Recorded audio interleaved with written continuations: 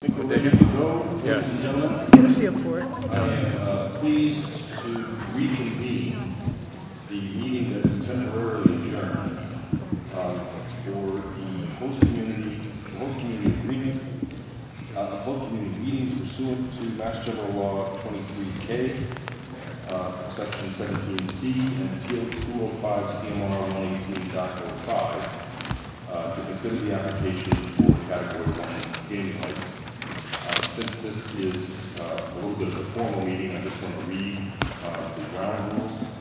Public hearing is a continuation of the Commission's April 1st, 2014 meeting or hearing, and is intended to provide the Commission with an opportunity to hear any comments related to agreements executed between Blue Tarp Development LLC / MGM, the applicant, and the Town of Long Meadow and the Town of West Springfield, as they are part of the applicant's gaming application.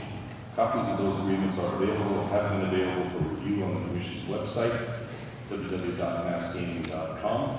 No votes or decisions will be made at this hearing.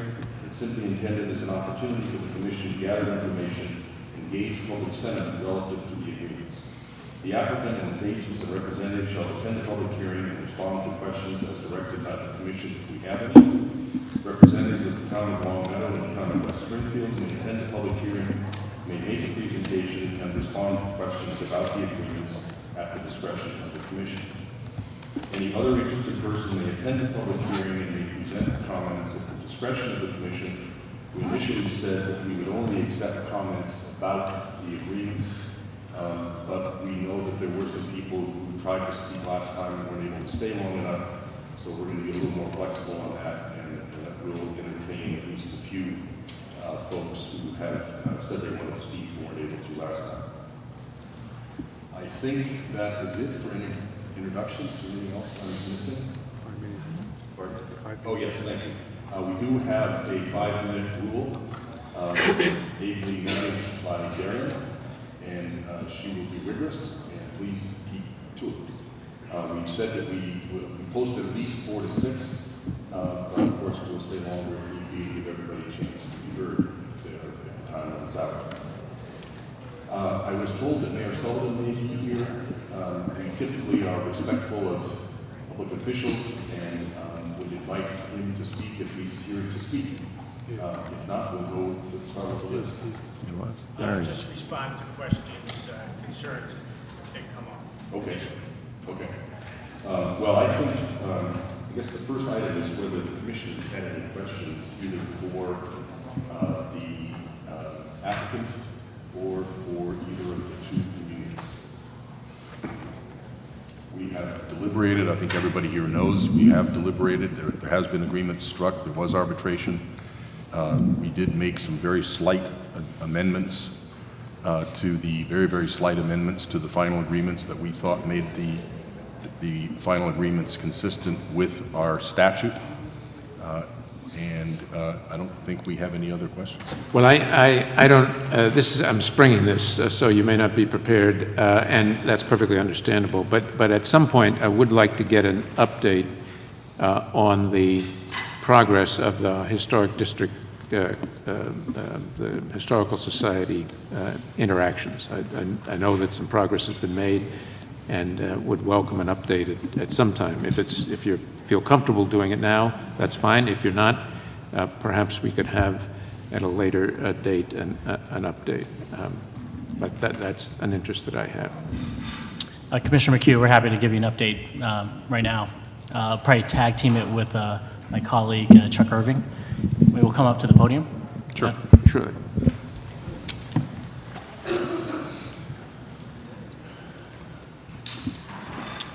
So for the record, Michael Mathis with MGM Springfield. And Chuck Irving, Davenport Properties. I believe the last time we were in front of you, we had talked about, and there was a number of comments from the local representatives of the Historic Commission, and we talked about a April 10th meeting that we were going to have with representatives of our company and representatives of the Commission.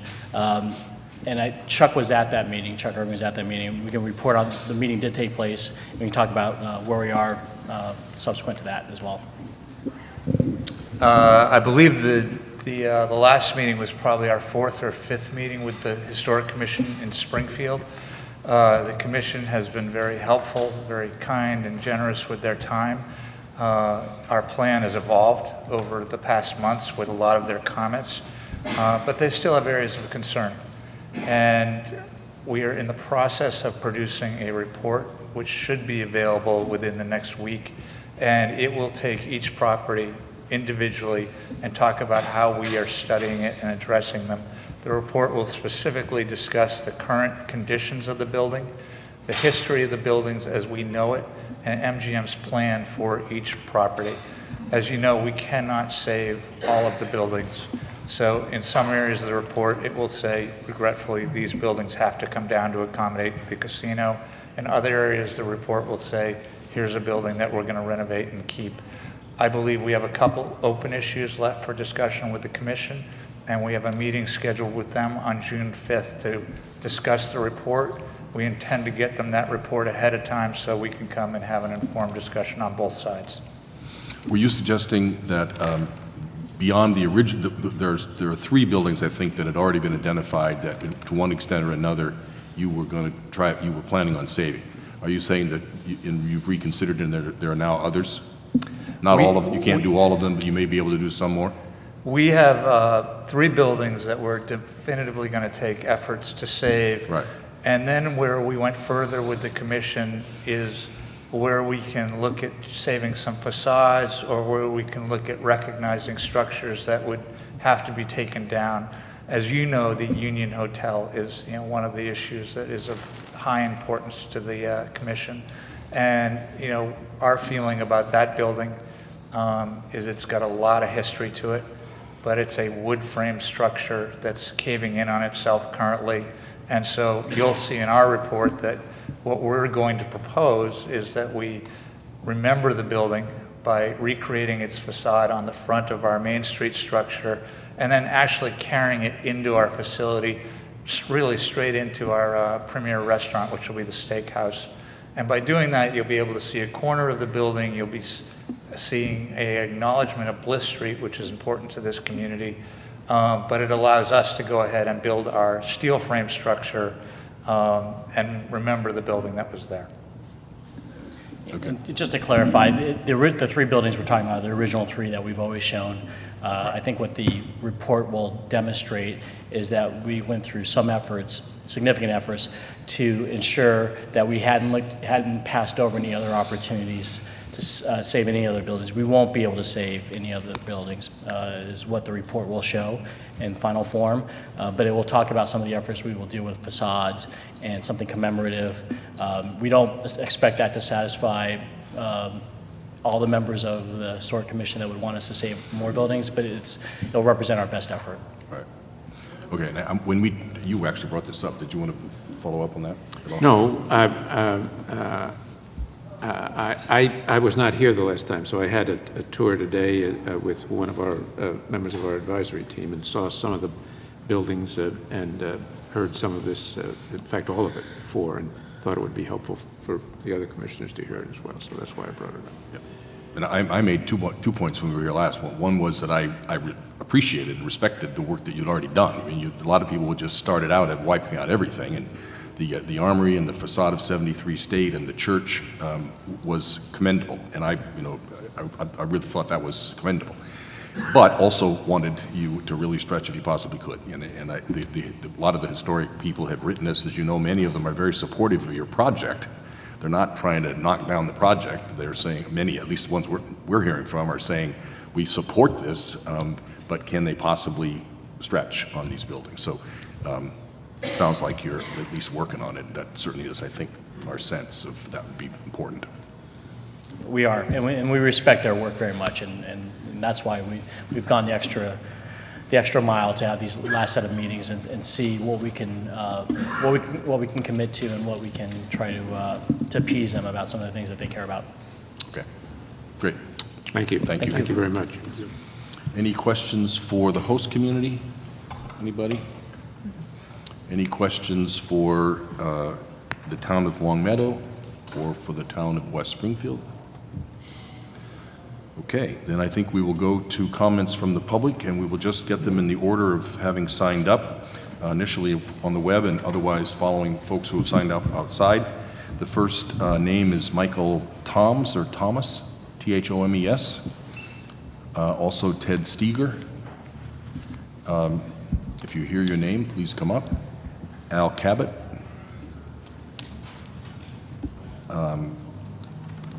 Michael Eag. Mike. Yes, sir. Welcome back. Try and figure this out this time so people can hear me. Does this get taller?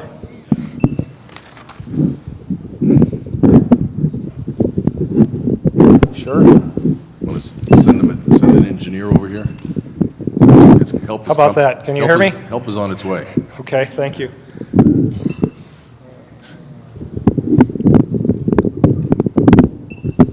That's what I tried to.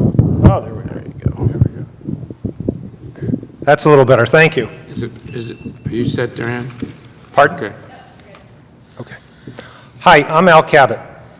During the course of this application process, MGM has made many promises and assumptions that the Commission has had to evaluate.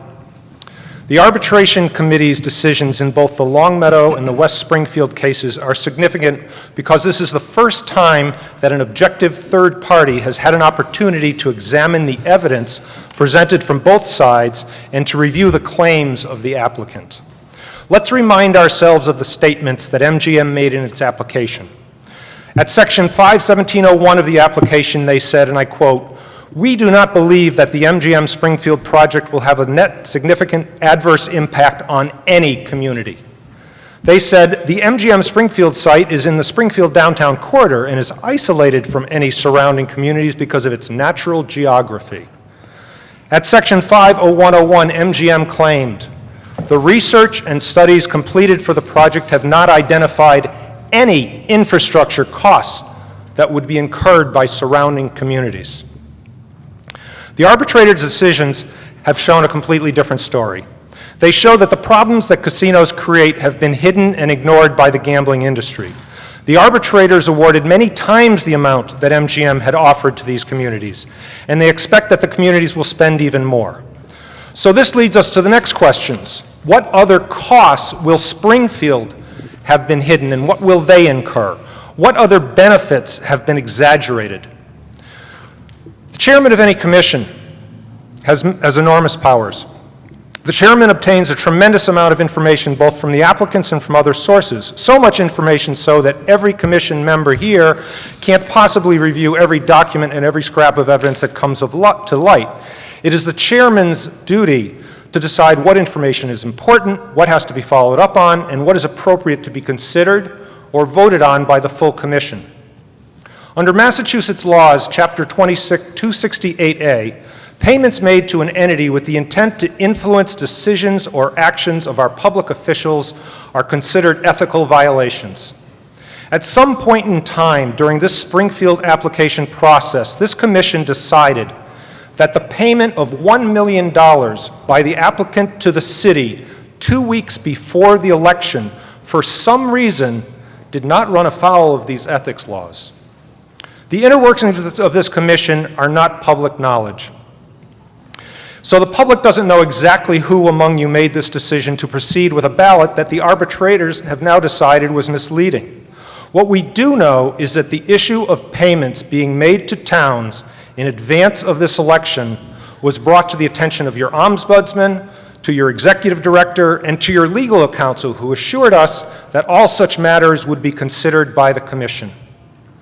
And now, the people of Springfield have learned in the news that the same chairman that was in charge of considering potential ethics violations here in the Springfield voting process is the same individual who has had to recuse himself from the appearance of conflicts and ethical considerations in Boston. Now we have arbitration decisions that offer objective evidence to the voters in Springfield that they were misled with exaggerated promises. Financially, over the initial term of the proposed license, the community impact payments promised to the city of Springfield are going to be reduced by $8 million when compared to what the voters were shown on the ballot last summer. So now I raise the questions.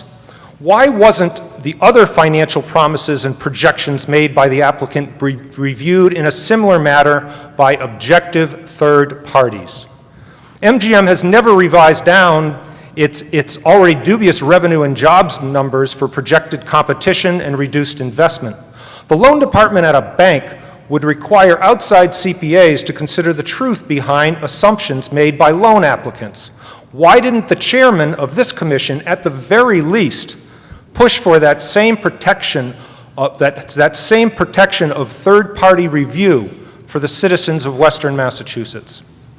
Arbitrations awards indicate that Springfield voters and the commission were misled. I would urge the commission to look back at every statement and every financial estimate made by MGM with not only a grain of salt, but with the entire salt shaker in hand. I do not believe that MGM has come even close to meeting the requirements set forth under the regulations for surrounding community support, for economic benefit to the region, for the promise of a destination casino, or for ethical behavior. I urge the commission Thank you, Mr. Cabot. not to approve this application. Thank you. Thank you very much. Michael Egan.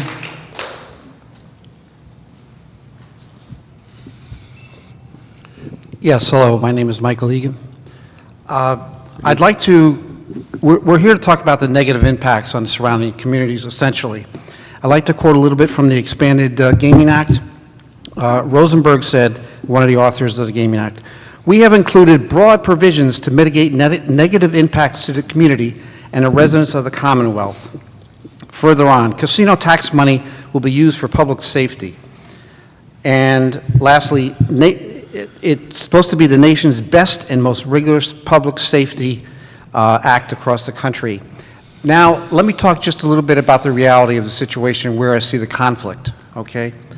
Under the legislation, casinos will be able to offer free drinks on the gaming floor. It also calls for the Alcoholic Beverage Control Commission to conduct a study, this is amazing, on what the impact would be on the gaming industry if all bars and restaurants, like casinos, were allowed to offer free and discounted drinks. So we've had a strong tradition in this state. We are the first state in the country in 1984 to ban the happy hour, okay? Everything in the Gaming Act talks about protecting citizens of the Commonwealth. You talk about mitigating those negative factors, and yet we're bringing back the happy hour because the casinos want it. That's a disgrace.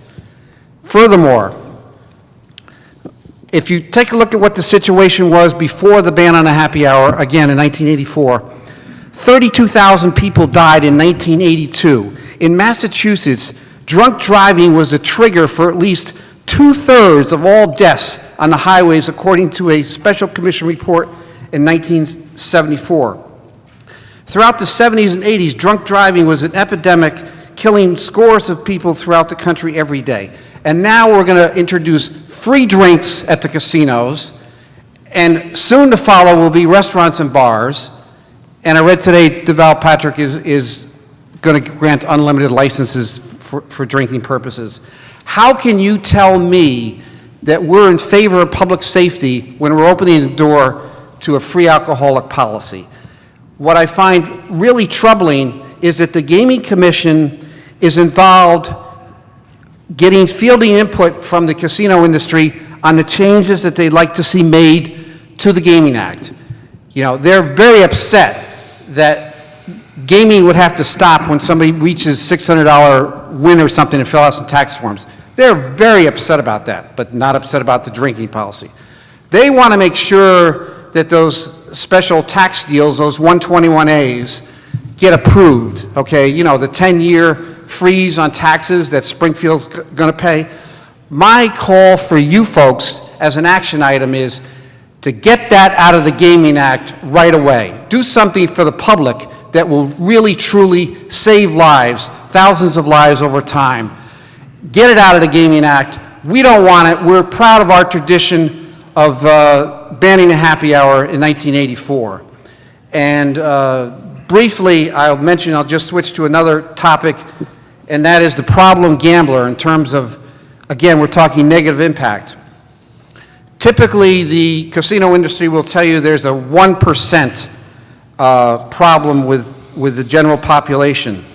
The report from the Institute for American Values, Why Casino Matters, and I'll give you this in a second, debunks that theory of the 1%. It says, this isn't me talking, these are 33 scholars that came up with this, 40 to 60% of slot machine revenues, according to studies conducted over the past decade or so, come from problem gamblers. This evidence contradicts claims by gambling lobbyists that their industry wants to attract only those customers who play casually for fun. Indeed, if casinos had to rely on such customers, they would not long survive. If you don't know the scope of the problem, of how many problem gamblers are there, how on earth are you ever going to fix the problem? If you don't know the scope. It goes on to say, a study of members of Gamblers Anonymous found that upwards of 26% have gambling-related divorces or separation. Among our young people, it's estimated 750,000 young people ages 14 and 21 are already problem gamblers. There's a list of suggestions, and I'm running out of time probably, there's a list of suggestions that this report makes that will help solve the problem of the problem gamblers. And one of them, of course, is to get rid of the free drinks. Remove the ATM and credit facilities. That's 5 minutes. I'll give you guys a list. Thank you. Put it into the Gaming Act, and you'll have a stronger provision. Thank you very much. Thank you. You can leave that with us.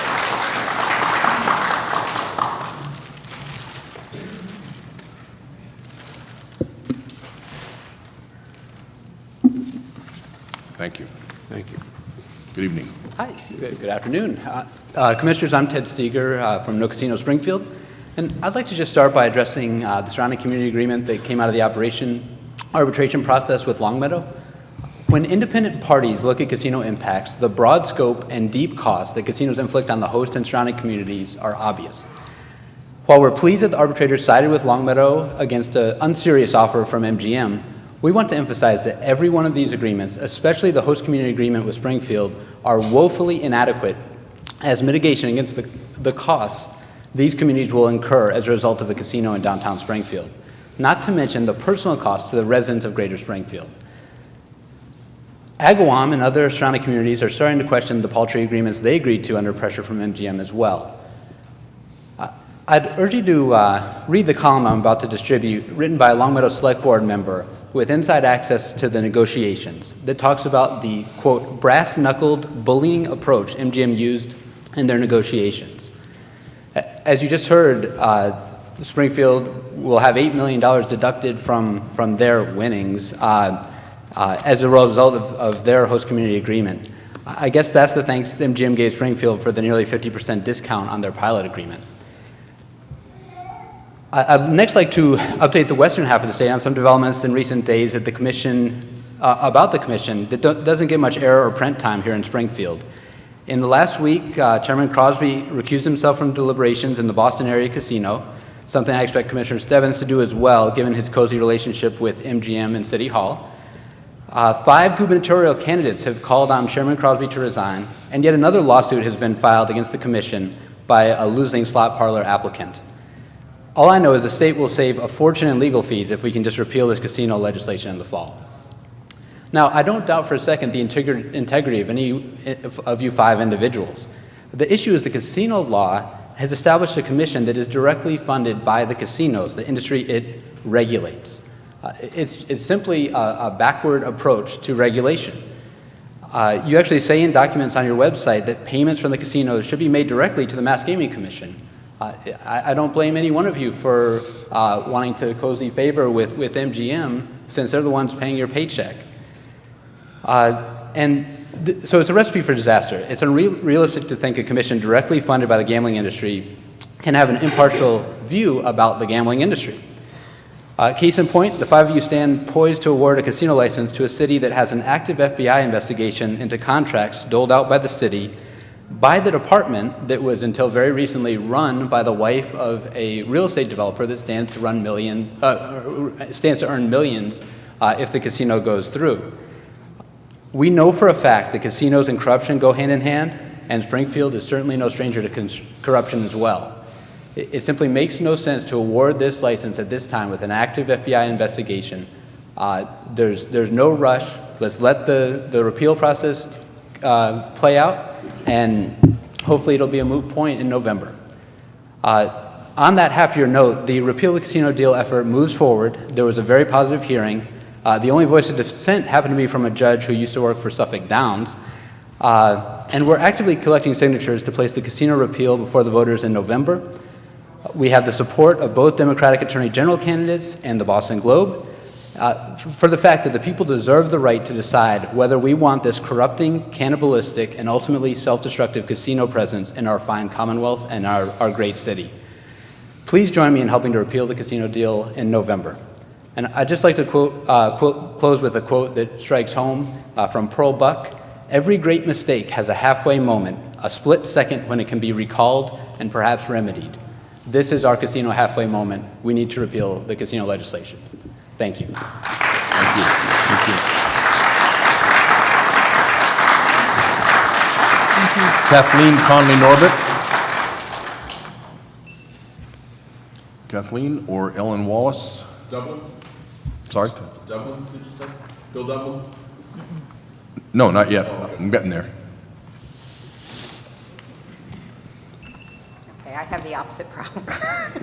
Bend it down. There you go. Okay. Commissioners, good afternoon. I'm Ellen Wallace. I'm the Massachusetts Subregional Director for the United Auto Workers in Region 9A. I'd like to read into the record a statement from Julie Kushner, the Director of Region 9A. She's unable to be here today as a member of the International Executive Board. She's in Detroit at a meeting of the board. Julie Kushner is the Director of 9A, which covers the New England states, New York east of the Hudson, including New York City, and Puerto Rico. In the gaming industry, the UAW represents more gaming workers nationwide than any other union, with members at facilities in Connecticut, Rhode Island, Atlantic City, Ohio, Detroit, Indiana, and Las Vegas. We represent about 1,800 dealers at Foxwoods in Connecticut, and all of the workers at Newport Grand Slots in Rhode Island. At last month's host community hearing for MGM, Julie Kushner testified about our concern about MGM and labor harmony for gaming dealers, but we are pleased to report that we are in discussions with MGM, and we are optimistic about reaching such an agreement with them. And we'll keep you posted.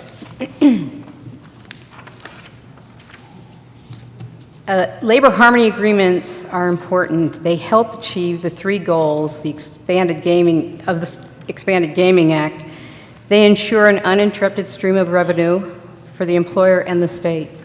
They bring labor peace at the facility to help regional economic development. And they lead to good, safe jobs with good wages and benefits through collective bargaining. That's why the license applicants should have signed labor harmony agreements with neutrality and card check that cover 100% of its permanent non-supervisory employees. As the largest single group of employees and among the highest skilled at a casino, it is essential that the dealers be included in these agreements. We believe these dealer jobs can not just be good jobs, but great union jobs. We look forward to a fully unionized workforce at the Massachusetts casinos. Thank you. Thank you. Rhonda Latney and William Devlin.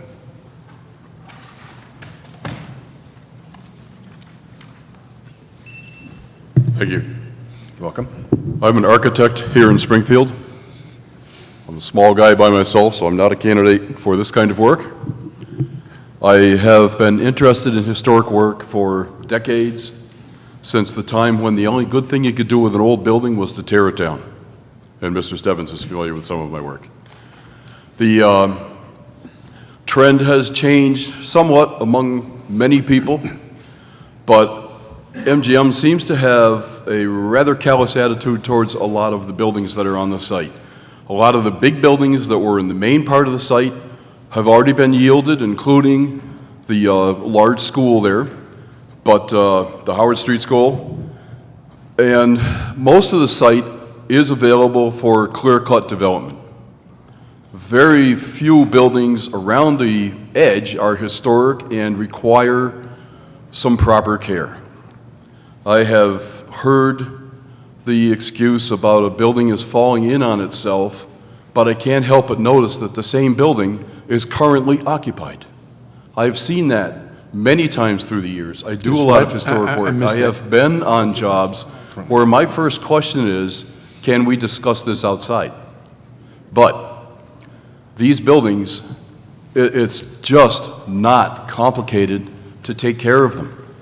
We have, if MGM's existing consultants cannot figure this out, there are many, many architectural firms in this immediate area that could provide plenty of direction and guidance that have saved these buildings and buildings in far worse condition, and it is just not that difficult, doesn't have to be that expensive. The Springfield, when MGM was first proposing to come to Springfield, some of the great characteristics of Springfield were Springfield's history, Springfield's character. Now we're going to wipe it out. That does not make sense. The buildings at the perimeter include the Union House. Again, it's occupied, so how dangerous is it? United Electric Atrium is a stunning space, unique to Springfield, rare in this whole region of the country, and there is no reason to whack that and remove it. The State Street facades could all be linked together. Those buildings' first floor levels could be linked together and maintained. Handicap accessibility solutions have been figured out decades ago. That's old stuff now. It's automatic. You look at a building and say, oh, okay, yeah, well, here's what we can do.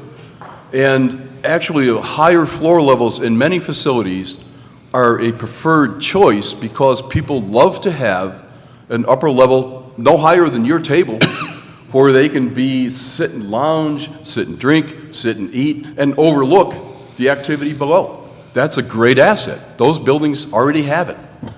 The YWCA building on Howard Street, some of the other facilities, and the apartments are going to be on Main Street, but some of the other buildings could be apartments, or they can be boutique hotel suites in addition to the 31 Elm Street Hotel.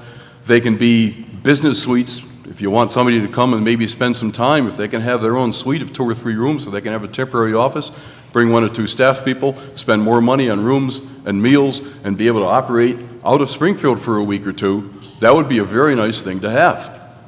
The large parking garage is well-sited and takes up a lot of space, and around it there's a lot of space to work with. Foundations, deep foundations, have been done for centuries with deep buildings being built next to shallower foundation buildings. So putting the supercellar for deliveries and service next to these existing buildings is not complicated. It's been done in New York City and around the world for years, and it goes back to Gothic times when cathedrals were built next to houses. So there's a little bit of mileage on that kind of work. The Historical Commission met with MGM in early 13, and again in January of 14. Since then, the January 14 plan was very little, had very few concessions from the plan a year earlier. The negotiating since then has involved little tiny bits and pieces of facades. It's not really a sincere negotiation with the commission. It just isn't. I've heard it directly from commissioners. And I just hope that the commission can extract some more reasonable time from this procedure. Thank you very much. Thank you very much, Mr. Devlin. Just one more time for people who had signed up on the web, Michael Tomes, Kathleen Conley-Norbert, and Ron, and that's it. Rhonda Latney. Oh, yes, I'm sorry. Please. Yes, please.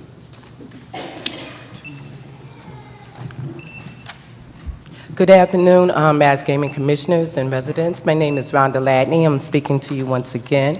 2 weeks ago, I sent an email about concerns that I had regarding the host community agreement and mitigations that was forwarded to Elaine Drowse.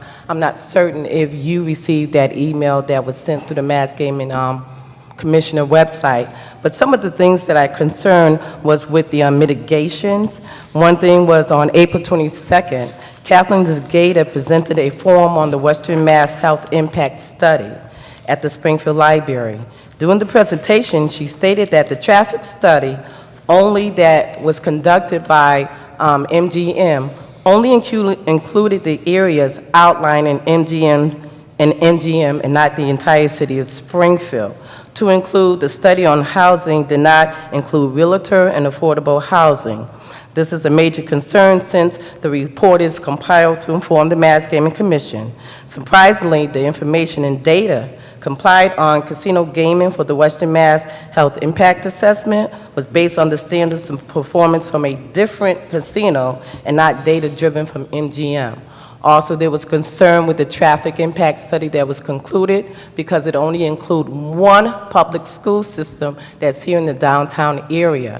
I mentioned that we have 3 high schools on State Street to include 2 colleges, and that there is no traffic impact study to look at how they're going to deal with the increase of the 10,000 traffic that's going to be on our cities and the effects it would have on our students that are walking to and fro. Another concern that we had was with the a report that was done by, just a minute, Mr. Pecula, who sent a letter out to the city of Springfield regarding the ballot question referendum for approval of a destination report casino, and that it outlined the pros and the cons that public officials can take regarding advocating for a casino. And there was a huge concern here with Mayor Sano taking and participating in that advertisement to include city council members as well, when Mr. Pecula sent out that city officials were not supposed to partake in any type of advertisement in that manner. Also, there was a concern with the amount of money that is allocated in the host community agreement and the money that they allocated. It's interesting that no traffic impact studies was actually completed prior to the host community agreement or to the referendum vote, and there was a concern how did the city of Springfield and MGM come across with that amount of money for mitigations when there was none done whatsoever. And based on the traffic impacts, based on the impact studies from Palmer, they had 5 areas that they listed that they wanted to look at to mitigate for in their host community, and we, in our host community agreement, no impact studies are looked at. Another incident we had was, Department of Mass conducted impact studies in 2000, 2009, and had them available on their website. And West Springfield and their host community agreement listed organizations that would provide services to the community. As a reminder, these community both voted, was well prepared, and yet they voted after the city of Springfield with our host community agreement. Also, there was a concern with the,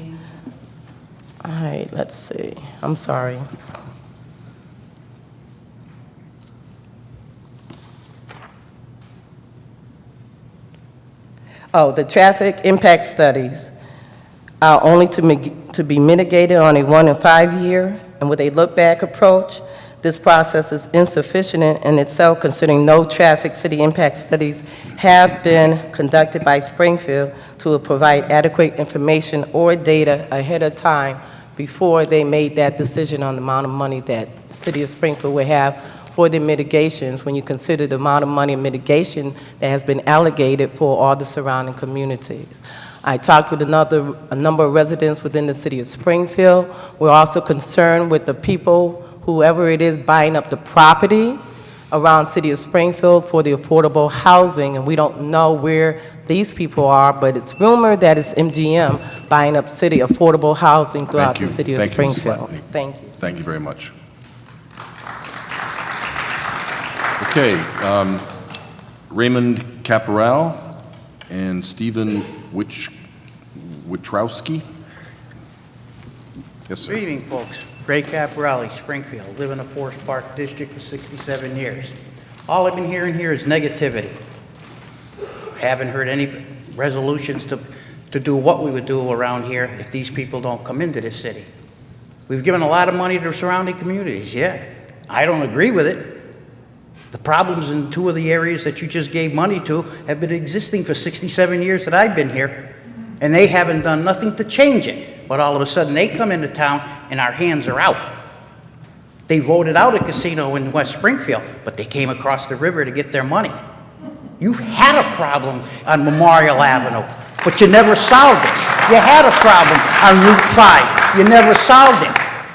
Just on the border between Longmeadow and Enfield is Mass Mutual. My daughter works there. She comes through Route 5. They didn't go to Mass Mutual and ask for any assistance.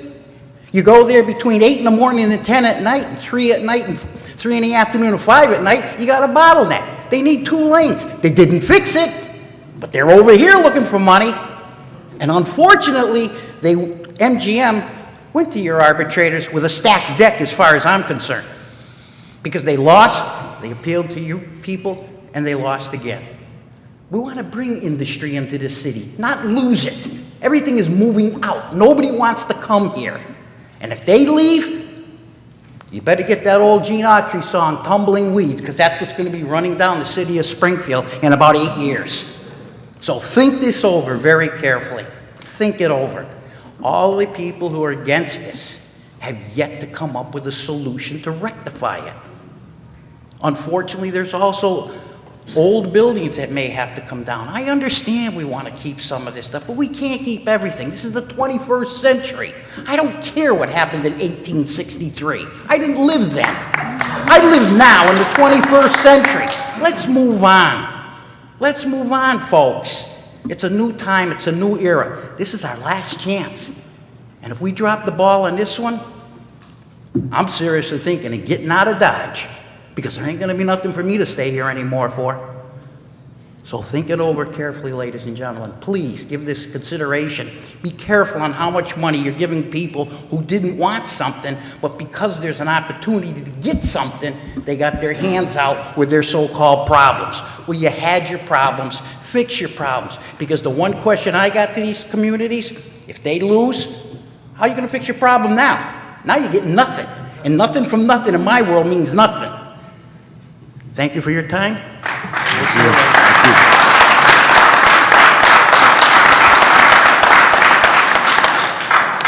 Stephen Wichkowski.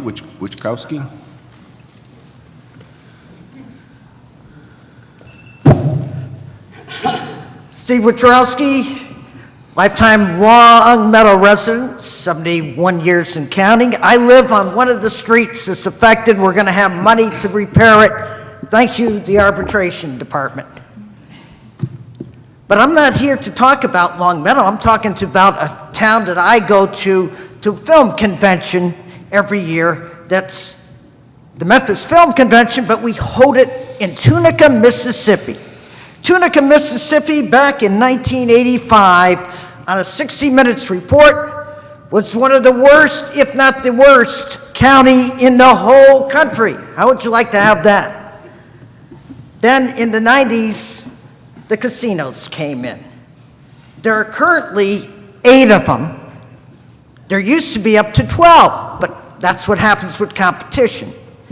And the Cadillac of them all is the Gold Strike Casino, which is run by MGM.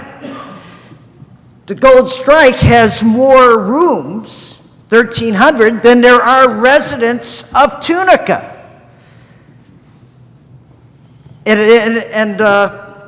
all it is a standing, basically, casino. There's restaurants. There's a place where they have musical acts. Dolly Parton's not Dolly Parton, I'm sorry. Loretta Lynn is coming, and so is Kenny Rogers in the future. But that's enough about that. According to the tour book, and I've been there, if it wasn't for the casinos, they wouldn't have what they have now in Tunica. And what does Tunica have? They have a convention bureau. shopping areas, a museum, a river park, and on the river park, there's a riverboat, there's a river park museum, there's an interpretive center, and there's a lot of infrastructure for the roads. In order to get there, you have to fly into Memphis and then rent a car and go down to Tunica. The quality of life has really changed there. The hotel we stayed at was Sam's. I would say of the employees that were working there, 75% were people of color. And the interesting part is the gamblers I saw were all people, Caucasians like myself. But people of color were there. They were there for the Wednesday night food buffets for $5 in the restaurant. So if you ask anybody down there, they've seen the changes. There are also community centers. A lot of schools are all wonderful schools. Nobody's complaining anymore about what used to be in Tunica. And we were there, and we went from Memphis to Olive Branch, Mississippi, and then to Tunica. Why? Because at our previous hotels, we had car break-ins in the parking lot. In another case in Olive Branch, a guy got robbed in broad daylight. You go down there, there's plenty of security. We didn't see any prostitutes or ever hear of anybody trying to sell drugs or any of the other crimes that you would hear on the streets. The town has also benefited. Right next to the casinos, you see cotton fields, which go back to way back when. And there's also new manufacturing jobs at a steel pipe plant, a power transmission factory, and they've got a new green tech facility coming in. So before anybody says no to casinos, you got to go down to Tunica and see what it's like. And they have the tallest building in Mississippi is Gold Strike Casino, MGM's. But MGM outdid itself, and they've also got one that's even taller on the Gulf Coast at their casino there. That's it. That's all I want to say. Thank you. Thank you. Vera O'Connor. Vera O'Connor? You pull that mic down to your face? Yeah, There you go. are you saying I'm short, Commissioner? That's fine. Good evening, Commissioners, elected officials, and the audience. My name is Vera O'Connor, and a resident of Springfield for 50 years or so. I would say the people who are most opposed to a casino in Springfield are people who do not live in Springfield. Most of them work in Springfield, get their paychecks, and scurry on up to the suburbs. But they have a lot to say. As I stated before, the naysayers and those who are opposed to the casino do not want a casino, but yet they want benefits. They have their hands out. They want to be compensated at a high price too. They do get compensated. I hope the repeal of the casino in July, they will make a decision in July and it will be on the ballot in November.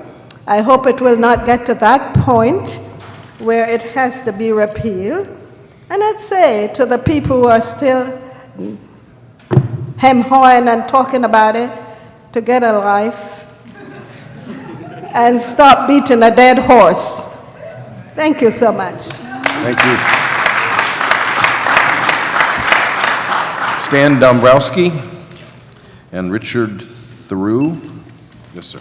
Good afternoon, folks. I was here at the last meeting that we had, and I don't know if you remember, but I commented on the excessive amount of coffee grounds. Don't remember. If you don't remember, okay. It was something just to lighten the moment at the time. But I walked away with the thought of what would this casino have on my mind as far as my spirit would be. I looked in the Bible, and there are no direct references in the Bible to anything negative about gambling. There are references about, you know, what you do with the money, but that's on the individual. That's not on the people that are gambling, that are creating the gambling. That's on the individual.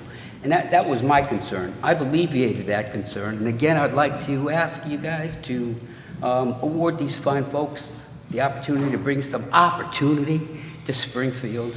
Springfield needs it. Like other folks have said, if we don't have this, there won't be anything. And those tumbling weeds, they'll be coming down Main Street. So that's all I had to say. Thank you very much.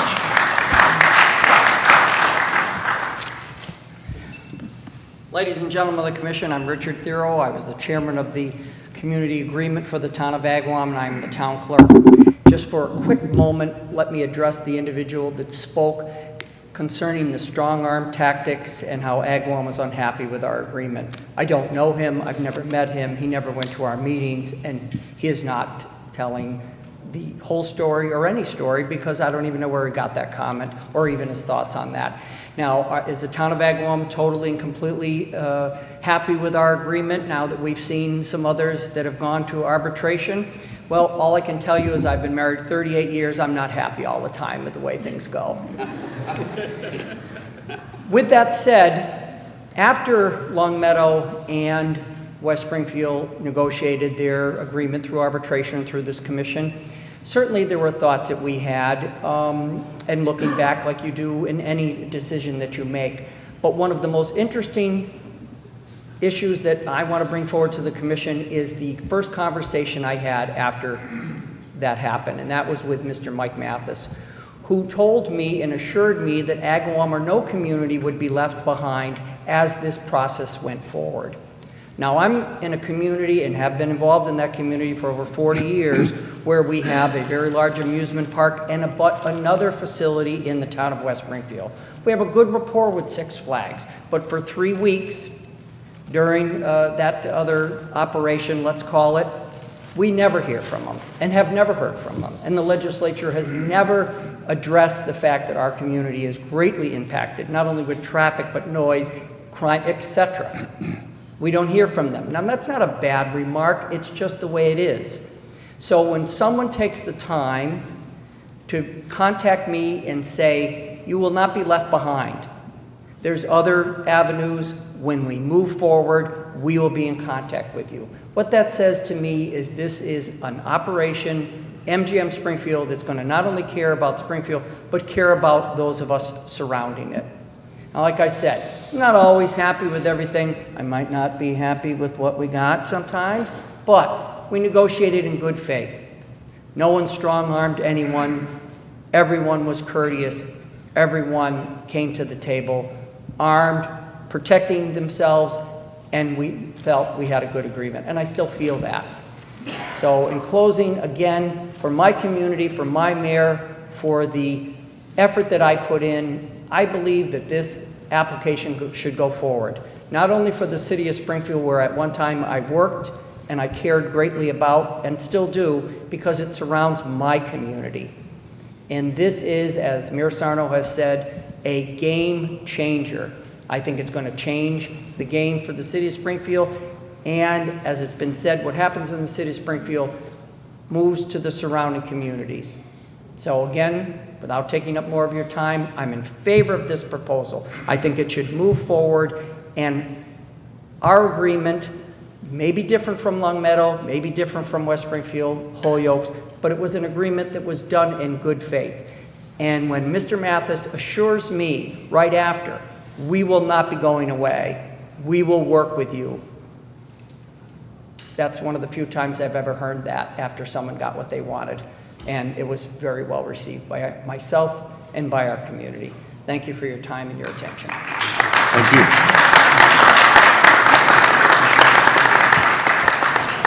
Attorney Silverstein, that was representing only if there were questions, okay. Carol Kerr.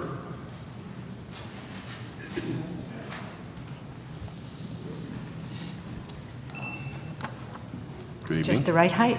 Yep. Good afternoon. This is the second time I'm standing before you. The first was to speak of the great opportunity we have for jobs, for people, for business, and for the Pioneer Valley. I talked about all the tools that MGM has given us and to caution that what we do with them is entirely up to us. Now I am before you again. I'm saddened by the surrounding community agreements. These community agreements have been divisive rather than unifying.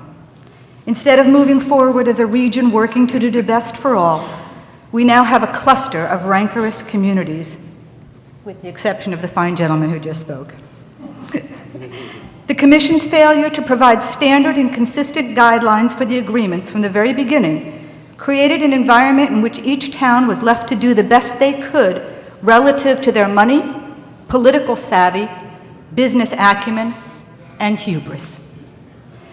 There may in fact be valid reasons for both Longmeadow and West Springfield to receive special payments, such as the one-time payment to upgrade Memorial Avenue, or more money than other communities up to a point for various reasons. But the amounts demanded by Longmeadow and West Springfield are excessive in the extreme, especially related to the other communities. I place responsibility for this debacle squarely in the hands of whoever wrote the guidelines for arbitration. What is the point of arbitration if you can't actually arbitrate? The Massachusetts Gaming Commission arbitration guidelines require that only one be accepted, either MGM or the towns. The intent of arbitration cannot in good conscience nor good business sense be winner take all. Arbitration should be about what is the best compromise between two parties who cannot agree. Good arbitration would have found some middle ground that would be fair if not satisfactory to both parties, as well as their neighboring communities. This entire situation could have been avoided if a template for surrounding communities that was the same for all, based on relevant criteria, traffic, crime, housing prices, jobs, etc. It would have been data-driven rather than emotion or even greed-driven, with a look-back process in place to correct and mitigate in the future. If the intent is to mitigate possible negative effects, doesn't it also stand to reason that if those things do not happen, then the money need not be paid or reduced accordingly? What is the oversight plan to ensure that the money is spent on mitigation-related activities? What allowances have been made to offset the benefits received by these communities? They want to be paid to offset the negatives. Are they willing to give back any revenues gained on the positive side to MGM? MGM has, through community outreach over the last year and a half, made themselves part of our local fabric. Through sports, charities, social events that they've participated in or sponsored, they have touched almost everyone in our region. They will be here for many years to come. We are missing an opportunity to unite and move forward as one. Finally, the repeal effort needs to be defeated. They fall far short in their rationale for attempting to prohibit this project from moving forward. And their arguments fall into 5 categories. 1, gambling is bad and potential addicts need to be protected. I don't see the good in denying millions a source of responsible entertainment for the few who abuse. If you're concerned, help them. Don't attempt to eliminate the object of this abuse altogether. 2, crime will increase. There is no hard data to support the idea that a resort embedded in downtown will increase crime. It's just as likely that crime will decrease. History has proven time and again that increased affluence and the growth of a middle class decreases crime in an area. 3, local businesses will be hurt. An influx of hundreds of thousands of non-residents each year can only mean more people to visit, not less. There will be more residents that will have disposable income to spend in their local area. 4, housing prices will go down.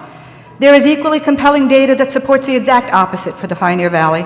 Demand will go up. While some may go down due to construction location, I believe the demand overall will offset the few that will decline. And lastly, the money can't be spent twice argument. Absolutely true. But right now, I'm spending my money in Connecticut. I'd much rather spend it here, and I'd rather other people come here to spend it too. There is no direct data to determine what effects the project will have since it is such a unique business model. Any enterprise that puts over 2,000 jobs and millions of dollars into the local communities, as well as drawing thousands of people who by definition are here to spend money, is a net win no matter how you slice it.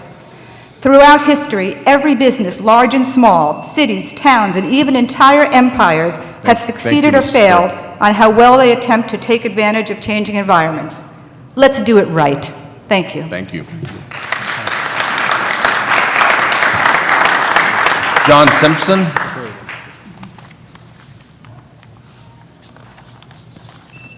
Hi, everybody. Glad to have an opportunity to speak today. I'd like to say that I'm really impressed with the city of Agawam, or town of Agawam, and how they comported themselves with dignity and integrity in their negotiations with MGM. And I feel like maybe the city of Springfield should build the Big E for the last 40 years of impact on traffic and other things in the downtown and the loss of business and revenue over to West Springfield. Myself and Evan Plotkin have spoken with MGM about creating a program called the MGM Springfield, Massachusetts Public Art Program, where MGM had agreed to commission students to make paintings that can go into their resorts, especially the destination resort of Springfield. And they've already been giving money to all these different things that have been happening in the downtown, including a jazz festival later this summer, and a lot of the different Spirit of Springfield events that have been happening. And I've been hearing people like raving on the street how happy they are this is happening, and how proud they are that it will happen, and how fearful they are that something politics could ruin this and bring us back to the status quo of a city that's been dying for a long time. I'm going to read something I wrote that's about me and my opinion a little bit, and then I'll read you something by one of my students up at UMass from this class called Art in the City, where we study the monuments in the downtown of Springfield and the fountains, and how their deterioration has had a negative impact on the perception of the city by its residents and the surrounding communities. I've worked and spent almost all of my leisure time in Springfield for over the last 21 years, working and volunteering in a wide variety of capacities for the Springfield Museums, the University of Massachusetts, the Springfield schools, including Putnam Vocational, Rebecca Johnson, Central High School, and other downtown arts projects. For my first volunteer educational exhibit 21 years ago called In the Land of Castles and Kings, to Kathmandu, Ancient Egypt, and the Permanent Art Discovery Center, to their yearly holiday gingerbread experience, which I do as a volunteer, and it takes about 3 months. I've grown to appreciate the things that downtown Springfield has to offer: the museums, the symphony, the historic places, excellent restaurants, the very strong and diverse cultures. There is an obvious need in our community for people to interact with artists, artworks, and performances of the highest quality. The positive response that we get from the public is truly overwhelming when we invest a little time, thought, and effort into making something memorable and positively helpful toward raising the quality of life for everybody. They do appreciate it. Great things have been done in and come from Springfield, and this should be our time to do something creative by making this massive Springfield revitalization happen for the history of the city and the state. Using MGM Springfield's focus on the history of our city and its importance to the nation, we can connect with a much larger audience that has had us confined to the ash can of history for the foreseeable future. The professional and economic development opportunities, the cosmic spectacle, and fabulous artistry of performances, entertainment, and exhibitions that MGM Springfield will provide to Springfield and our surrounding communities will be an investment in making all of our communities more colorful, hopeful, and proud. Maybe instead of holding MGM Springfield constant hostage to the unsatisfied needs of surrounding communities is a little off base, assuming that these surrounding communities have no imagination or willpower to capitalize on MGM's investment in a way that is more entrepreneurial instead of parasitic. By working with instead of against MGM, the communities may help it to happen in a way that will benefit many instead of trying to make it very undesirable for MGM to commit to our region. People are excited about something new happening in the Valley, seeing how the city and MGM will work together to create the new Springfield. And this is a paper by one of my students who's a history major and a devout Christian and a Commonwealth College top honors senior. And he said, it's called The City Reborn. And it's very short. Previous to the insights I have gained through this class, my view of Springfield was generally negative. It was shaped by a childhood and life lived in the city's long, dark shadow. I had almost no idea regarding Springfield's illustrious cultural and political traditions. The only things I associated with the city in my mind were corrupt politics and frequent homicides. Of personal experience, I had little, and that which I had seen was positive. The Springfield Falcons, along with the occasional Harlem Globetrotters game, were very enjoyable experiences in my youth, and my trips to Springfield for high school and AAU basketball games were generally positive. But nearly all I'd heard of Springfield for my first 21 years was negative. Springfield was a place to drink in shady bars, or perhaps get stabbed if in the right places. Springfield in recent years has had the failing schools, poverty, violence, and racial makeup which often in the United States become connected in the public imagination with urban areas. This negative reputation has accompanied the trend since the 1970s of businesses and residents moving away from the city. Rather than being a destination city and regional capital as it was earlier in the 20th century, Springfield has become a perpetually depressed urban area which lacked the economic incentives for investment and the civic structure for growth. These negative changes for the city came despite a storied history. We'd be interested in seeing the rest of that. You can leave the rest of it. We'd be interested in having one. Just leave it with us. Okay, and just my summary is the only thing that gets students' attentions up in Amherst and Northampton is the name of MGM. Otherwise, they really don't want to come to Springfield. Thank you. All right, we're going to take a brief break. We've just got a few more, although we have said we would be here till 6, so I think we need to stay until 6. We're going to take a brief break, and our communications director is going to make some arrangements for the press, and then we'll be back for the rest of the speakers.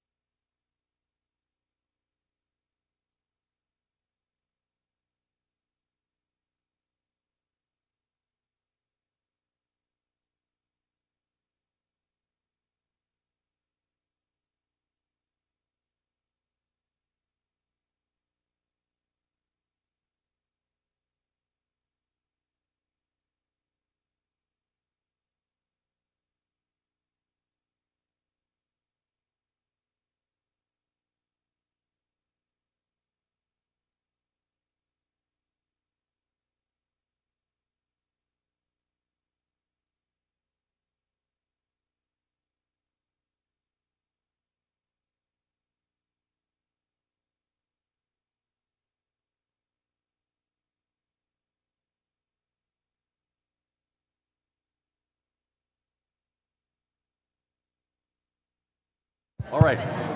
I think we are ready to reconvene. Thank you all for taking a break. He did it again. I understand that a Mr. Michael Tomes, who was actually the first name on the original list, is here now, and I will start with him.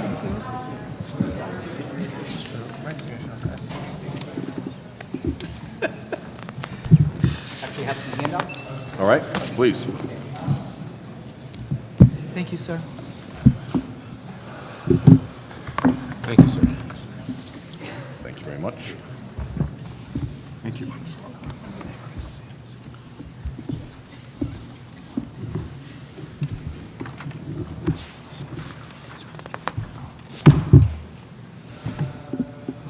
First of all, thank you for taking me out of order, so to speak. No problem. Unfortunately, I was at work with an emergency. I'd like to also thank the board, the Gaming Commission Board, for the opportunity for the residents to speak, specifically concerning the surrounding community agreements. Just a little bit of perspective as far as who I am. First of all, I am the proud, and I repeat, proud resident of Metro Downtown Springfield, and have been for the past 14 years. Thank you. And Springfield is very proud, on a side note, to welcome the University of Massachusetts as a new satellite campus in Tower Square opening up very shortly in a few short months. We all should feel very, very proud of that fact as well. My comments are going to be very brief. First of all, I'm looking at the timer. I realize I only have 5 minutes. My comments are focused on really 3 concepts for the surrounding communities, not MGM, the surrounding communities of Longmeadow as well as West Springfield, Oragawam, East Longmeadow, etc. Accountability, transparency, as well as governance. Those 3 concepts. I actually have a little visual from the Springfield Republican. A deal is a deal. You can remember that, Mr. Chairman. A deal is a deal. That was the feedback that you gave to MGM. Well, a deal is a deal involves 2 parties. We need to hold the surrounding communities accountable for how they're going to spend their funding of the supposed projected impact. As an example, focusing on traffic was one of the really primary focuses in the community agreement with the town of Longmeadow as well as other surrounding communities. As a former Longmeadow resident, as well as, I'm going to say approximately, you lose track of time, over the 30-plus years, I have been commuting back and forth from Western Massachusetts to the greater Hartford, Connecticut area for employment, and it doesn't take an MBA, doesn't take an engineering degree, doesn't take a legal degree to realize traffic has been an ongoing issue in the greater Longmeadow area for quite some time. And that's one of the main reasons I gave you that presentation in those black binders. We don't have the time to go into the detail about previous traffic studies, but in there is a reference. Way back in 2004, a study was commissioned by the Pioneer Valley Planning Commission, 2 separate occasions. For one, a long-range master plan for the town of Longmeadow, as well as a Route 5 traffic study.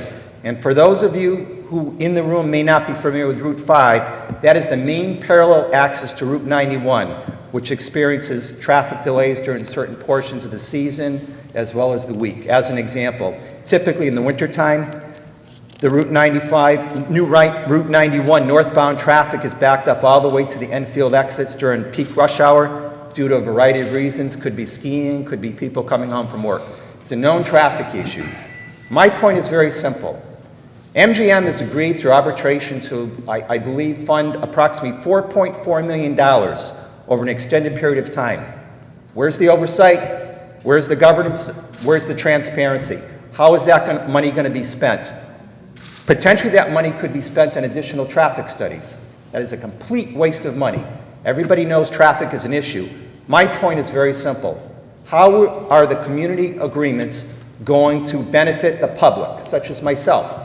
We have a lot of projected issues that the communities have raised to MGM, forecasted well out into the future. If you look back in time, 2004, 2005 timeframe, there was plenty of guidance in those reports as far as what should be done.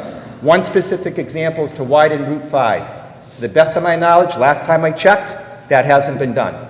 So the question for the board And I think that young lady had it right when it came to the arbitration process. Let's do it right. Let's have some oversight process in place so we can ensure that the money that the casino developers such as MGM gives to the communities is spent wisely and efficiently for the benefit of the public. And I'd be the first to raise my hand. If you want to volunteer on an oversight board, I'm your guy. Thank you very much. Thank you. Thank you, Mr. Jones. Mark Checkwitz.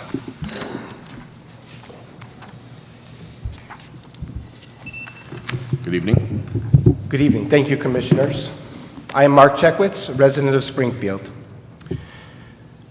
I have been here 25 years. I am an expert in exterior house painting and light construction, carpentry, superficial carpentry repair. 90% of my customers, I have one crew, are based in Long Meadow. So every morning, I am going in the opposite direction of what I see as an influx of people into my city. Every night, I go home and I see the mass exodus from the city that I live in.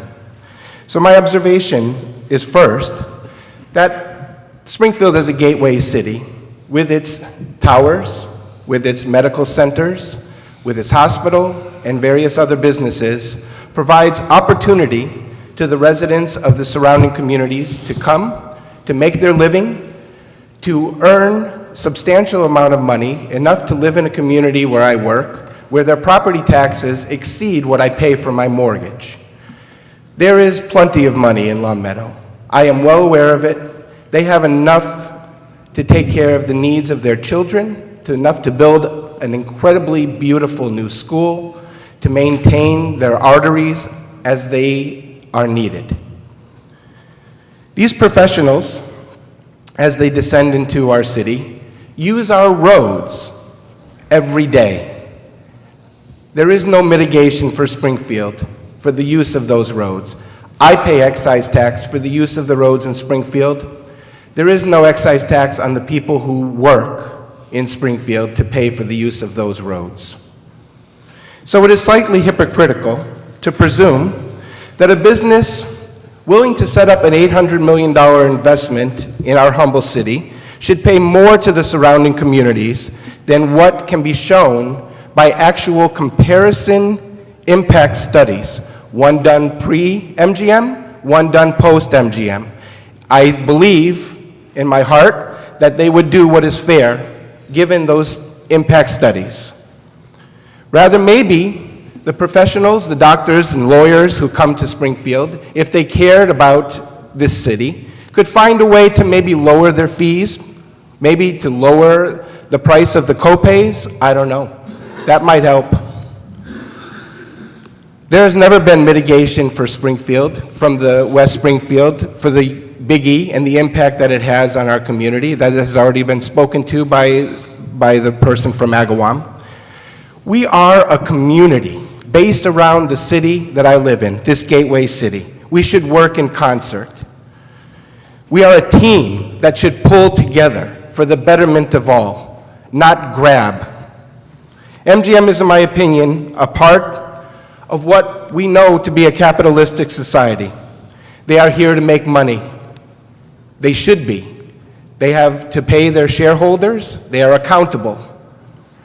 They're built, these casinos are built for adults who decide to spend their entertainment budget there. And I suspect that while Ted Steger's heart may be in the right place, I do not need him to be my babysitter and to tell me what to do with my expendable cash. I suggest the better fight would be to address the way that the lottery operates in a predatory manner with Keno and family restaurants, with lottery right in the face of children buying milk and bread for their families at a neighborhood convenience store. Last of all, I recently just received from the Springfield school system and the Springfield school superintendent an award for being an inspirer of hope. I am humbled by the award, but I can tell you that the advent of a potential casino and MGM's arrival inspired me to become more involved in my community. I became president of Central High School's PTO, where my daughter attends. I joined the arts community in its quest to have a recognized cultural district designation for Springfield and ended up being asked to be on its board of directors when we finally received the designation. I intend to be a strong voice, Michael Mathis, in making sure that you and MGM fulfill all of the promises that you have made. I ask all of you not to put your hand out to grab money from Springfield, but to put your hands out and help us, lift us up to be better. We are truly the phoenix waiting to rise from the ashes. Thank you very much. Thank you. Chris Benoit.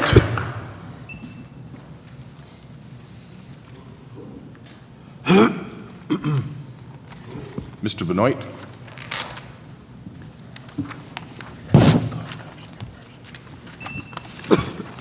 Good afternoon, members of the commission. I am but one voice and just a citizen in this area. I'm a third-generation resident of Springfield. My family has been here for over 60 years. They've seen ups, they've seen downs. They've also had a chance to be able to be part of this community. This community is looking for a stimulus. This community is looking for an uplift.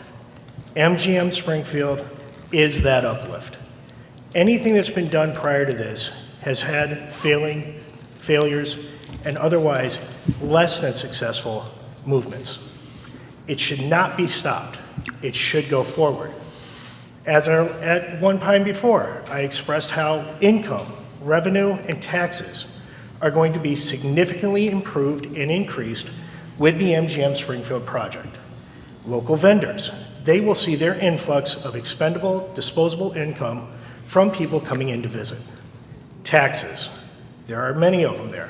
Meals taxes, those go to the city. There are sales tax, state imposed. There's also resort and room occupancy taxes, also a city and state funded tax. These items need to be made available. Not only is this project going to succeed and should be allowed to go forward, it also provides state funded money. We know that there's licensing fees in the multiple millions of dollars. Why stop that? The budget's been announced for the state, that's $36 billion. 4 licenses alone cover $250 million. Infrastructure needed in many different areas could be spent with that $250 million. This needs to be provided to Springfield. Yes, there are naysayers. There are people in fear that want to repeal this gaming vote. It should not go forward on the repeal. It's already been proven once before. It's been found unconstitutional. That unconstitutionality is now trying to be defended in the State Judiciary Committee. It should not be allowed. As the commission, you have the right to say, no, it's not, regardless. It's already been voted on. And another concept, Basic Business Law 101. The state's made an offer to MGM. MGM's written a contract. They've both signed it. The city has signed it. Residents have voted. Why turn around and let a vote and a ballot question repeal basic business law? There's no need, it's unright, and it should not be allowed. I've seen many things in this town go up, I've seen many things come down. Matter of fact, when that tornado came through a couple years ago, I was probably about a half mile from the pathway. I saw how dark it got. That darkness is resembled now with what's left in Springfield. MGM is going to provide the opportunity to clear that darkness, put a shining light back in Springfield and this region on a whole. It should not be prevented. It should be given its full blessing. The people of MGM are also talking about jobs, construction jobs, 2,500 to 3,000 over the course of 2 years, 3,000 permanent jobs, both on a part-time and full-time basis. Not only that, they're also looking at expanding and improving existing structures in this building outside of the 14.5 acres that they are using for the resort itself. Another positive, transportation, they're talking about mitigations. The Union Station Street, I drive by every night when I come downtown to go to work. I've seen what that looks like. With MGM's help, they're going to make that back into a shining structure that it once was 60 plus years ago. Trains will be coming through more. More people, more revenue, more taxes. Please, do not let this project go to the blinded, to the fearful, please let it go forward and approve the license. Thank you.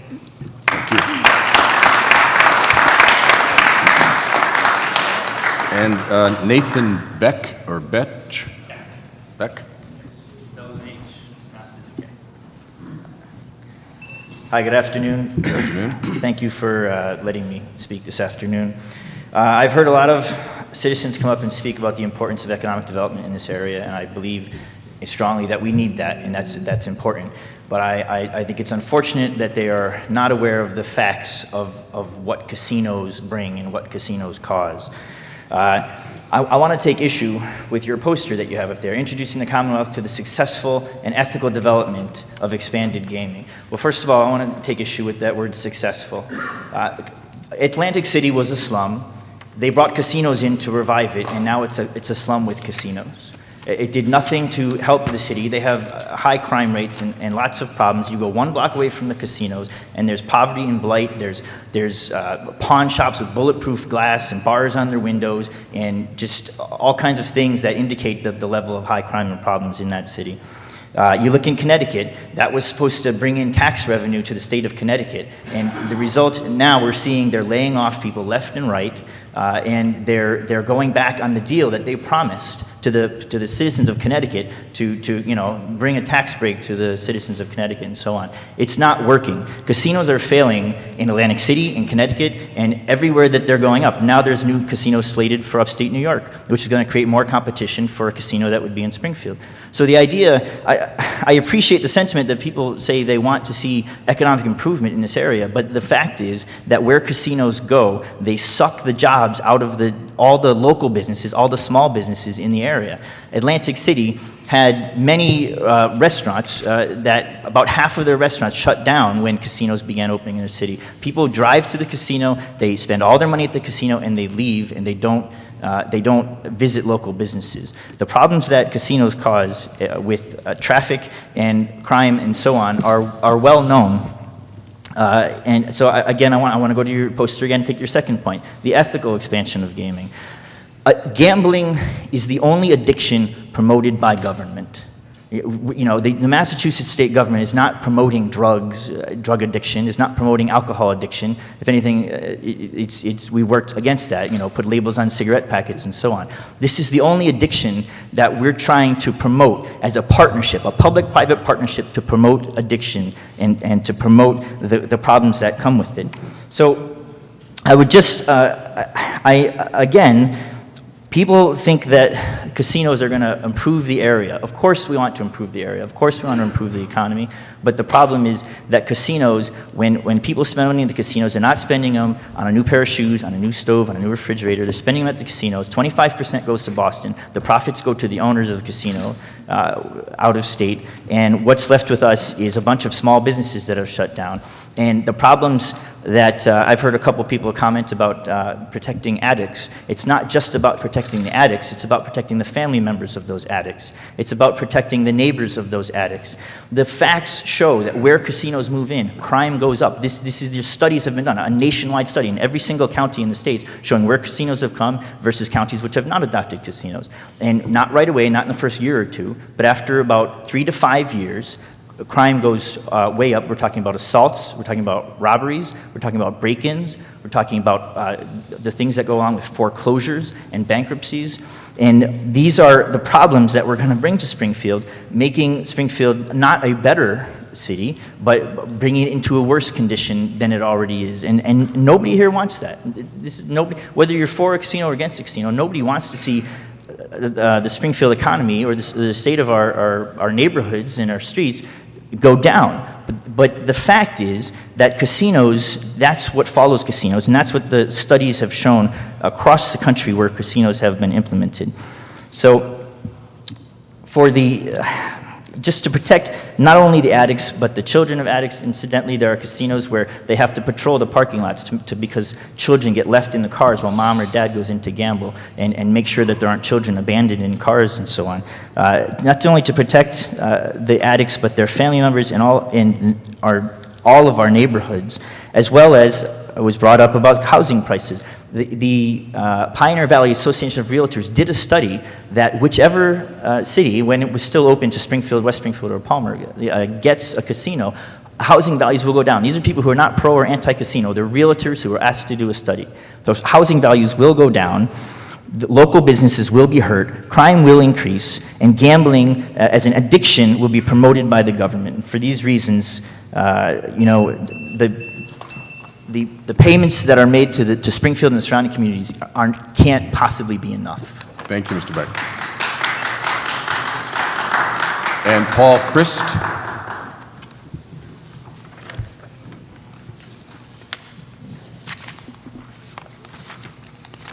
Hi, good evening, gentlemen. I want to thank you for coming out to Springfield. It's not easy. I spent about 28 years watching my father run Hampden County. I've been to every kind of public meeting, and it's not easy when the messenger often gets treated. You're very professional. Your astute observation and clear interest is self-evident. I want to thank you. It restores faith in our belief that we actually have an opinion. I want to address two things, the morality and ethics and the crime. A lot of times people get emotional, and when they get emotional, they don't think rationally. A lot of people, like myself, have been a sobriety consultant. I've helped people turn their lives around for 20 years, and we've all known someone who had a problem with gambling. The problem is this, sir. We live in a republic, and in a republic we're supposed to design and dictate and mandate our laws by the majority. And what we've proven is that the majority of responsible adults in most major casinos in major cities that are good when they begin and stay good can handle it. So in a republic, when the majority of the laws are based upon the majority of the good people, we have what's called an effective democracy. When we allow emotional chaos, short-sighted, and narrow-mindedness to overcome our rational thought, we get into what's called a bad situation. For example, prohibition. We thought we'd make alcohol legal, and what did that do? It created violence and crime, Kennedy and Al Capone. We've been fighting the war on drugs for 40 years. I'm not going to get into a speech, but for 40 years it's gotten worse. And we have the notion that we can step it out and control it when in fact we can't. It's a part of life. People are recreational users and they seem to handle it. For example, 10 years ago when they legalized gambling and drugs in Portugal, 10 years later things are extremely effective. The violence and the crime are way down. So I want to share with you some facts, not myths, based upon emotional, disproportionate reasoning. When an adult person develops a gambling problem and their family falls, that's a tragedy. I sympathize, I empathize. But we're not going to make laws based upon that. We're going to make laws based upon the majority. When you bring this bill, and hopefully you approve it, what you're doing is you're bringing an economic engine. Okay? Now, one more quick point on crime. I was in Orlando back and forth for 17 years. I don't think I ever remember a criminal going into a high security, high video monitored, family-orientated area and saying, hey, there's a good place to do a robbery, let's go do some crime. They run the other way and look for a dark corner where no one's looking. And something that seems to be failed to mention that people are forgetting, the MGM plan and project is 70% family entertainment. That means mom and dad can come here and relax and get away. We could have a shuttle to Six Flags, to the Hall of Fame, to the, the museum, the parks, and you could have a real integrated idea where the one bad example that people try to use as the model, where I keep hearing where it was Salt Lake City or whatever, that minority exception to the rule through proper mandating, governorship, and implementation can be the exception to the rule, meaning this could be a successful project based upon your control and what you've done. This one here really boggles my mind. We're paying out impact fees, $500,000 here, $500,000 there to Longmeadow and West Springfield, these other cities for impact fees. We should be thanking MGM because they're going to bring an economic engine. $17 an hour is a hell of a good salary. We're not talking about minimum wage. We're talking about real money. And when real money is put in real people's pockets, they go out to eat. They have disposable income. They hire a landscaper. They get a babysitter. It's called balanced and fair average distribution of wealth. And this is a booming opportunity that we have to base a rational decision on, and that's very important. The other thing I want to bring up is that when you have this type of job creator, it's what you do with it, okay? People need to stop victimizing themselves and saying, because this went bad and because I had a bad experience, the rest of us are supposed to be punished. That's just not common sense. And what these people are willing to do for us and what they're willing to bring to us is a huge economic opportunity. And I spent 15 years in the South End helping these kids do something they've never heard. Hey, good job. Let's fill out a job application. I don't know if you're not from around here, but that used to be the worst section in town, okay? So to say it's come up with the new streets, the community development, the policing, it's already been prepared. We're paving the way for you. So you have an area that's depressed and economic. These kids are all excited. They filled the new basketball hall. The old Basketball Hall of Fame is filled with gang kids. They have gym memberships and jobs, and they can't wait to work for MGM and get a real income. Because nobody wants to be a criminal. It's a difficult job. It's not fun for anyone. What we need is solid projects, real investments, and your balanced and fair, educated opinion to approve this project and put us forward on an economic path for progress and success, not looking back at the failed policies of the future. Thank you for coming out, and I appreciate your time. Thank you.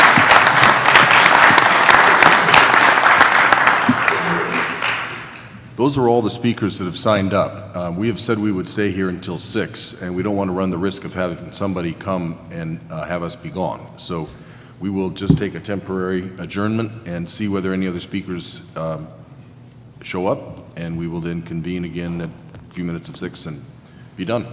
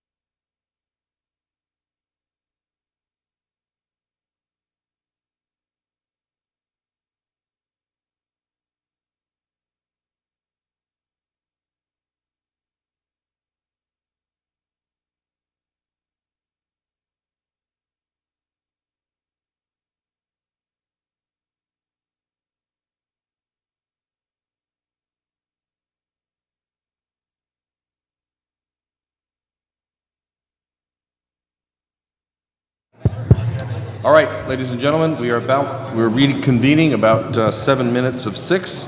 We do have at least one and maybe two more speakers. Excuse me, David Champy. Good evening. Good afternoon, Commissioner, members of the Commission, ladies and gentlemen. My name is David Champy. I feel profoundly for Springfield. Springfield is where I spent most of my life. This city is essentially in my blood. I believe that Springfield is clearly at the crossroads where it can take a path towards urban renewal, economic and social revitalization, or it can continue to indefinitely struggle with relatively few viable options to stimulate economic growth, fight crime, address a variety of issues that have plagued the city for a very long time. In my humble opinion, the dream of opportunity and the desire and will to strive in order to attain a better quality of life should never be taken away from the majority in order to appease the minority. It is MGM that has offered the people of Springfield, the surrounding communities, and the region with a vision of greater opportunities and alternatives for a better quality of life by acquiring greater educational and vocational training opportunities, as well as the potential for enjoying higher incomes and realizing more social alternatives for quality entertainment. The City of Springfield is currently in the process of witnessing public and private investment of development projects that total approximately $2.6 billion, and it is MGM Springfield that is the catalyst for both a local and regional renaissance. It is MGM Springfield that is front and center of positive social change by offering a variety of new world-class entertainment alternatives, such as Boys II Men, Pittsburgh, PBR, and forming partnerships with Mass Mutual Center, Symphony Hall, Six Flags, and the Springfield Convention and Visitors Bureau. Enhanced dining, quality retail offerings, expanded cultural activities, bowling lines, a state-of-art movie theater, and outdoor plaza with ice skating and attractive markets. Springfield will have a promising future if our youth have jobs to call their own and feel a sense of pride and personal empowerment to advance by their own accomplishments. It is the dream of real opportunities, the belief that a better life is realistically attainable, that will resonate with young people. There is no doubt in my mind that good jobs also curb violence, create stability, and foster responsibility. It is MGM Springfield that clearly offers economic development and opportunities for those who seek a better quality of life, and the benefits do not stop with the young. There will be more services available to the general public, opportunities for businesses to increase their profitability. For example, MGM Springfield outreach initiatives have earned the support of foundations of a regional economy. It has been endorsed by chambers of commerce that represent 2,500 businesses throughout Western Massachusetts, and MGM Springfield has offered $50 million in vendor spending for local businesses of all kinds. Moreover, there will be direct funding for public safety, libraries, early childhood development, small businesses, and park improvement. Taken as a whole, this equates to economic sustainability and positive social change. We live in a city that has a history of being progressive and innovative, in a state that appreciates knowledge and values wisdom. Today, I believe it is important to take a stand to advocate for progressiveness, innovation, and open-mindedness. Walt Disney once said that, quote, "In the discovery of knowledge there is great entertainment, and conversely, in all good entertainment there is always some grain of wisdom, humanity, or enlightenment to be gained." So now there is a shared hope for a new beginning, a renaissance that will restore the past grandeur of Springfield. Please do not take our dreams for a better way of life away from us, because the future awaits us. Let us confront our challenges with confidence. We shall be stronger and more prosperous, working together with a common purpose. We now have a real opportunity to have a stronger and more vibrant city that will benefit residents and those who live in our region. God bless Springfield, God bless the Commonwealth, and God bless our great country. Thank you very much. Okay, anybody else out there? I know Mr. Mathis. Janice, we're all set? Okay, Mr. Mathis from MGM Springfield has asked for a chance to close out the session. Thank you, Mr. Chairman. I'm very pleased to be the last speaker. I'm sure you are as well, to close this very lengthy process.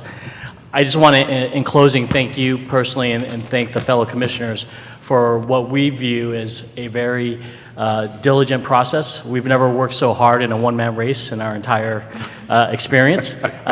We've submitted thousands and thousands of pages, times that by the 6 or 7 other applicants that you received those from, and we know you've read them, we know you've read them closely, and the reason we know that is because we've received pages and pages of clarification questions. So I want to thank you, and for our very passionate supporters, recognize that we understood the rules going into that arbitration. We made the best case we could in front of the arbitrators. We accepted those decisions, and you did provide some relief and clarifications, not as much as we would have liked, certainly more than the surrounding communities wanted you to provide, and we feel like we were treated very fairly in that process. So with that, I want to thank you, and in closing, say go Bruins. Thank you. All right, with that, do I have a motion to adjourn? So moved. All in favor? Aye. We have it unanimously. Thank you all for coming multiple times.